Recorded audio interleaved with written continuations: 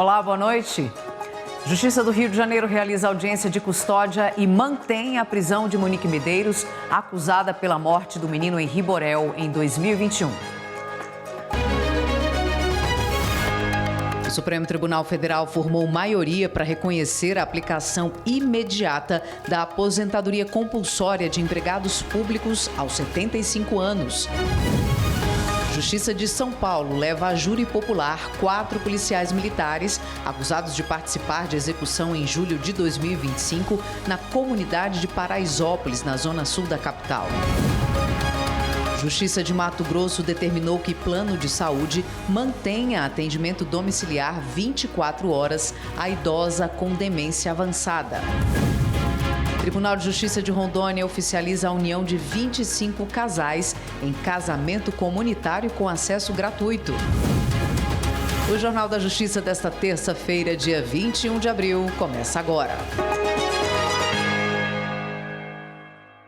O Supremo Tribunal Federal formou maioria em plenário virtual para reconhecer a aplicação imediata da aposentadoria compulsória de empregados públicos aos 75 anos, conforme a reforma da Previdência de 2019.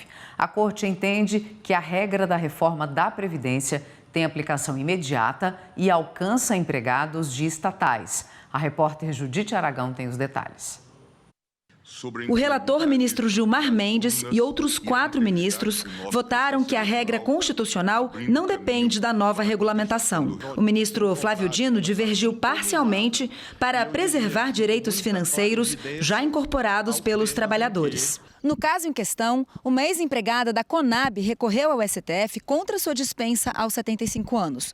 O argumento é de que a aposentadoria compulsória da reforma da Previdência não se aplica a seletistas e que seu vínculo iniciado antes da norma deveria ser protegido. Ela busca reintegração ao cargo ou indenização rescisória após o Tribunal Regional Federal da 5ª Região ter validado o desligamento com base na idade limite constitucional. Após pedido de vista e retorno ao plenário virtual, o julgamento tem conclusão prevista para o dia 28 de abril.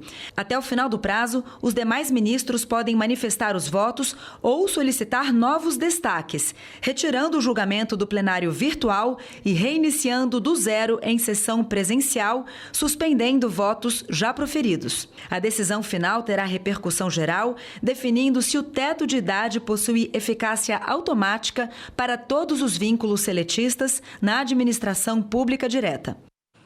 Amanhã, o Supremo retoma o julgamento conjunto de 3 processos que discutem um tema importante para milhões de brasileiros, o chamado mínimo existencial em casos de superendividamento. As ações questionam um decreto presidencial que regulamenta quanto da renda de uma pessoa deve ser preservado para garantir condições mínimas de sobrevivência, mesmo diante de dívidas. O alvo das ações é o decreto que regulamenta a lei do superendividamento, situação em que a pessoa não consegue pagar as dívidas sem comprometer o básico para sobreviver. O texto definiu o chamado mínimo existencial, ou seja, a parcela da renda que não pode ser usada para quitar dívidas. Na prática, é o dinheiro necessário para despesas essenciais, como alimentação, moradia e transporte. Inicialmente, o decreto estabeleceu que esse mínimo existencial giraria em torno de 25% do salário mínimo. Depois, fixou o valor em R$ 600. Entidades como associações do Ministério Público e da Defensoria Pública alegam que esse valor é insuficiente para garantir uma vida digna e viola princípios da Constituição, como da dignidade da pessoa humana e a proteção ao consumidor. Segundo elas, o mínimo existencial não pode ser definido de forma rígida e igual para todos, porque ignora a realidade concreta de cada família. Na visão dessas instituições, o decreto pode acabar permitindo que pessoas superendividadas sobrevivam com valores incapazes de cobrir necessidades básicas. Outro ponto levantado é que o decreto teria ultrapassado os limites do poder regulamentar. Na prática, isso significa que o Executivo teria ido além de apenas detalhar a lei e criado regras novas, o que seria competência do Congresso Nacional.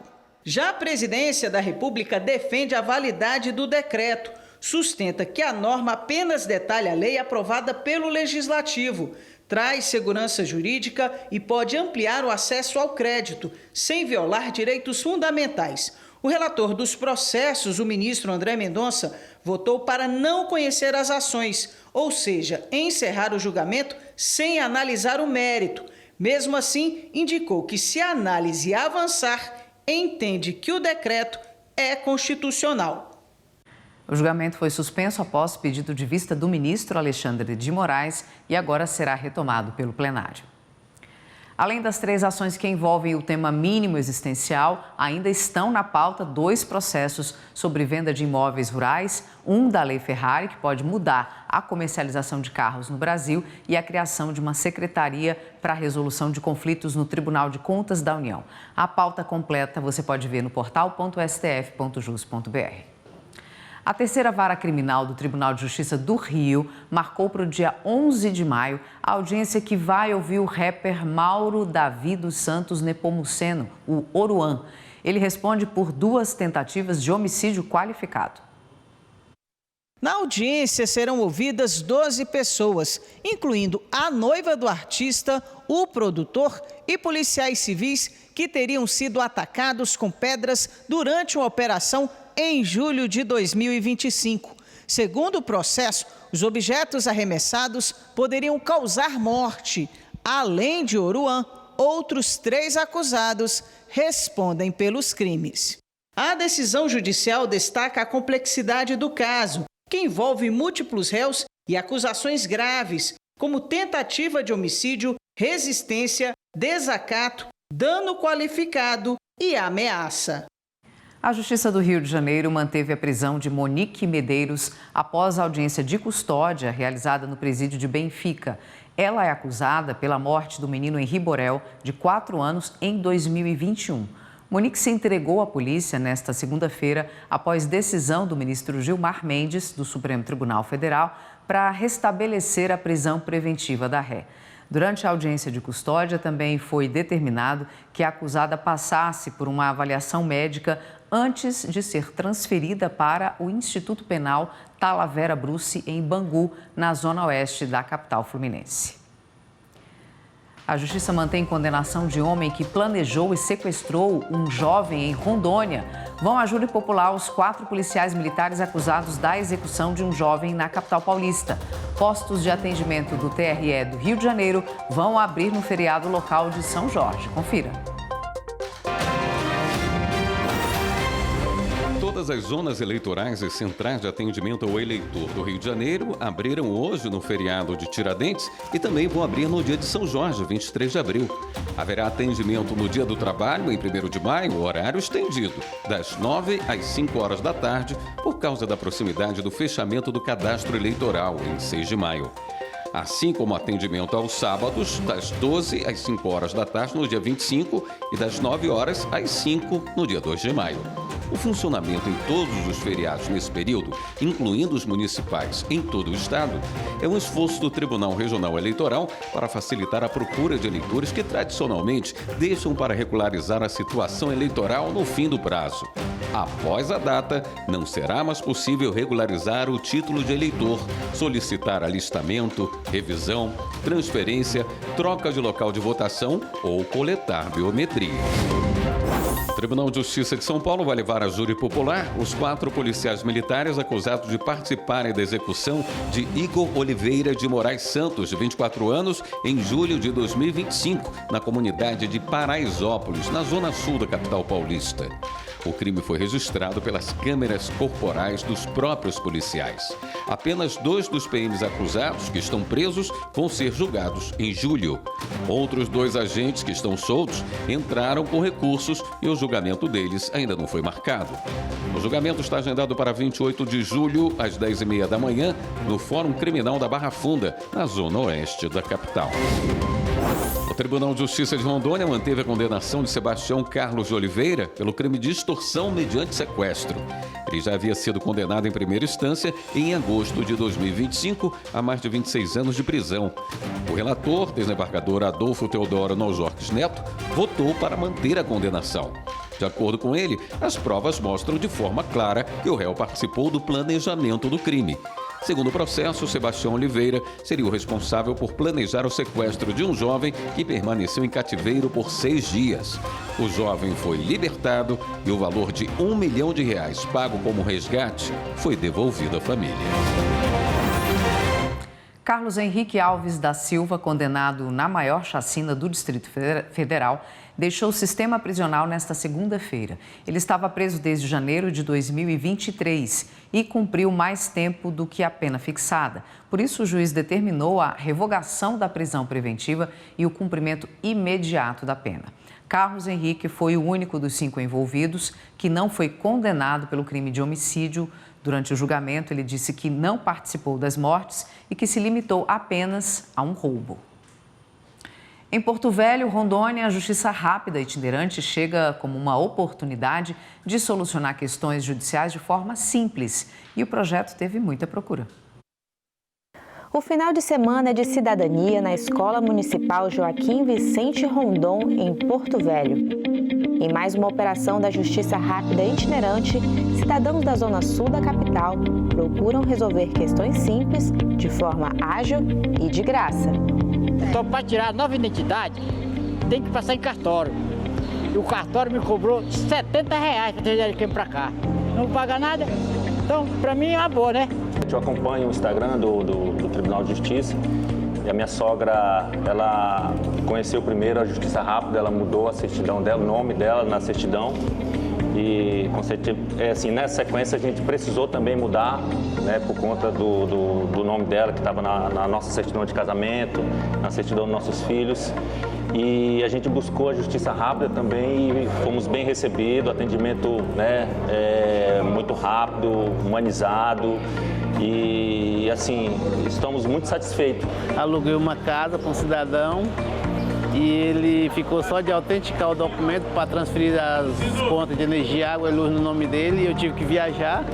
Aí, nessa viagem, ele não autenticou o documento, rasurou e me gerou uma conta de quase 4 mil hoje. Aí eu estou aqui tentando resolver aqui pela Justiça Rápida aqui.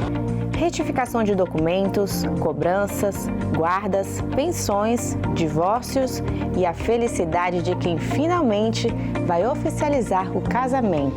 A minha filha estuda aqui nessa escola, né? Aí através do grupo, né, que repassaram, a gente já estava querendo oficializar o casamento, né? Aí deu tudo certo. Nós viemos aqui porque já estamos com 3 anos juntos, né? E já decidimos que essa é a hora de oficializar, né, tudo, e aí nós viemos e fizemos. Demos entrada no sábado passado e nesse sábado agora viemos oficializar mesmo. Estou muito feliz. Se encontramos, olhou para mim, olhei para ela, de graça aí, pronto, já foi. Fui casada. Nós dois não tem filho. A gente separou e agora eu fiz o desquite e com o tempo deveria ter feito o divórcio, eu não fiz, né? Mas eu tô querendo ajeitar esse negócio do divórcio e casar, né? Com o meu príncipe. Eu tô achando que ainda tá agachado, 40 anos. Você não acha que tem que se conhecer melhor?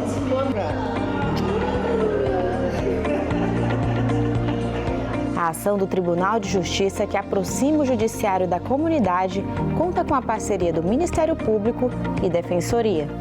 Isso facilita com que a população não precise ir até o fórum, se deslocar, sair do trabalho, não tem o gasto que isso levaria, a demora, a burocracia. A justiça vem até a pessoa. Já foi feita uma triagem anteriormente, ela chega aqui hoje e já sai daqui já com o seu problema solucionado. É uma oportunidade também para a Defensoria, porque muitas vezes eventos como esse atraem pessoas que não vêm necessariamente para a Justiça Rápida, mas aproveitam essa oportunidade para ter um contato com a Defensoria, com a equipe da Defensoria, para tirar algumas dúvidas e já seguir para o nosso atendimento ordinário. A operação da Justiça Rápida itinerante sempre conta com parceiros, como a Cemusa e o Detran. Mas a novidade aqui é que pela primeira vez a Energisa entrou para essa corrente de cidadania. Sabe aquele débito que aperta no bolso e que virou motivo de preocupação? Pois é, dá para ser negociado aqui na operação da Justiça Rápida itinerante. Eu vim tentar negociar, né, com a Energisa, que está chegando um papel de luz muito absurdo, né? Aí eu vim ver o que pode fazer. Nossa, é uma maravilha, rápido demais. No pátio, a espera pelo atendimento também inclui os serviços do Detran, emissão de CNH e educação de trânsito às crianças. No outro pavilhão, a população busca a Secretaria Municipal de Saúde para aferir pressão, glicemia, testes rápidos e consultas. Eu resolvi rapidinho renovar minhas receitas dos meus remédios, pegar encaminhamento de ortopedista. Estou encaminhada, graças a Deus, porque eu teria que faltar um dia de trabalho para resolver isso, né? E aí aqui já peguei tudo, aí vou correr atrás do resto. O atendimento totaliza 172 audiências, num esforço que envolve uma estrutura do judiciário formada por servidores e conciliadores. E ainda conta com auxílio de estudantes de direito de várias faculdades. Às vezes a gente é colocado para ajudar a fazer os processos, abrir as iniciais ou depois fazer a continuidade no segundo dia, né? Então na segunda etapa. E aí a gente aprende bastante, vai aprendendo como fazer os pedidos e acompanhar, pegar as assinaturas. Satisfação também para quem resolve seu conflito sem complicações. Aqui funciona, minha filha. Estou te falando. Eu gostei daqui, aqui é rápido. Não, mas não tem o nome já? Rápido. Justiça rápida. Veja a seguir, motorista embriagada desrespeita a lei seca e atropela pessoa em situação de rua no Piauí. A gente volta já.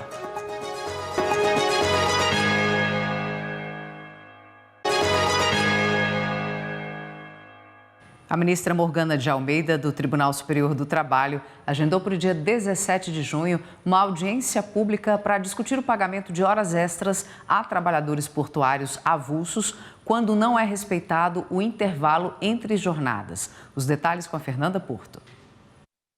O tema será analisado como recurso repetitivo, o que permitirá ao tribunal fixar uma tese vinculante que deverá orientar decisões em toda a Justiça do Trabalho. Interessados em participar como expositores ou ouvintes precisam se inscrever por formulário eletrônico entre os dias 23 de abril e 22 de maio.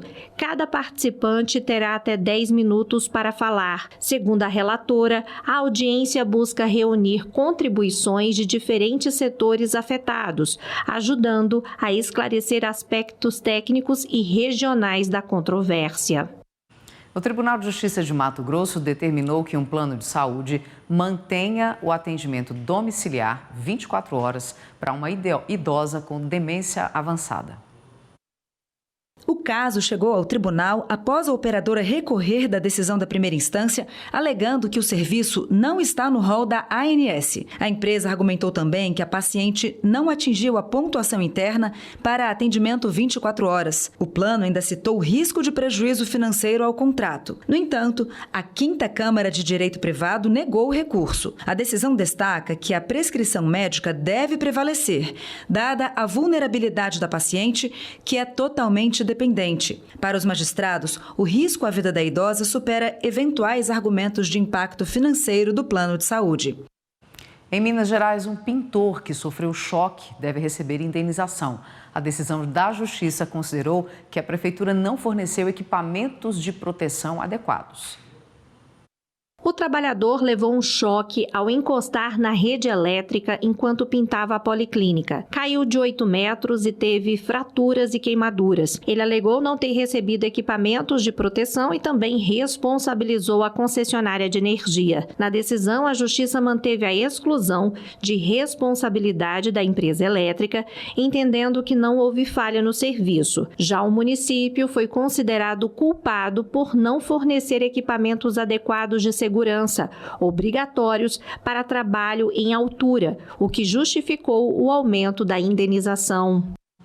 O Superior Tribunal Militar realizará de 27 a 30 de abril de 2026, aqui em Brasília, o 12º Congresso Internacional de Direito na Lusofonia, reunindo especialistas de países de língua portuguesa. Com o tema Ética na Justiça, o evento discutirá o papel da ética no judiciário sob diferentes perspectivas e contará com 6 eixos temáticos, abrangendo áreas como justiça penal, civil, administrativa e os desafios trazidos por mudanças tecnológicas e sociais. A expectativa é que o encontro contribua para o aprimoramento institucional e para o debate qualificado sobre integridade, transparência e responsabilidade no âmbito do Poder Judiciário. Temas cada vez mais centrais no cenário contemporâneo. As inscrições seguem abertas, exclusivamente para a modalidade de ouvinte. Interessados podem obter mais informações pelo e-mail congressodireitolusofonia@stm.jus.br.